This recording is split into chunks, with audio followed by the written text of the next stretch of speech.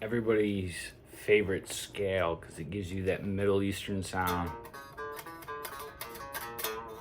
but also that flat 9 diminished sound.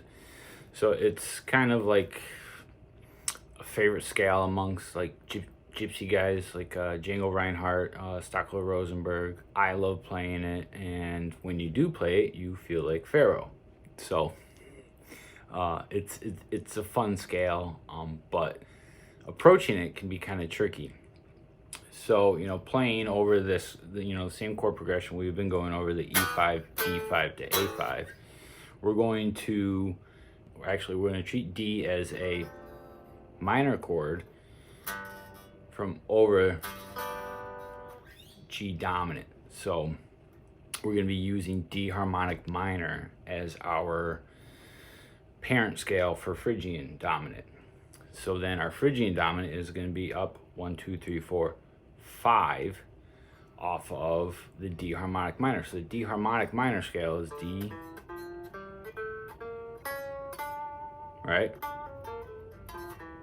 So our 5 is 1, 2, 3, 4, 5, A, right? So that's our A. And then we're going to travel with that harmonic minor, but we're going to start not here on D, but we're going to start here on 5, the A. So then we get that flat 9 sound, which if you're into heavy metal or jazz or gypsy jazz, you're going to love that sound. Then that distance between the flat 9 and the major third is a really cool sound.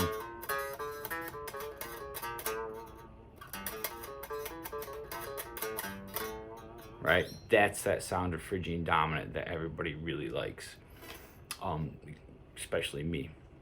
I use it all the time when I'm playing like gypsy jazz or anything that is influenced by gypsy jazz. It's got that great sound to it. Now, the arpeggio for that is going to be, now if you were paying attention in the last lessons, the C sharp diminished, it still has that dominant sound to it if you ignore the flat 9, right? But don't ignore the flat 9 because that adds that color that you want to it. So within that also is the C sharp half diminish, right? So there's things hidden within it, and then also hidden within it is a whole tone scale, but that is for another lesson. Now, when you're playing over that chord progression, right, that E5, so you have starting off, you have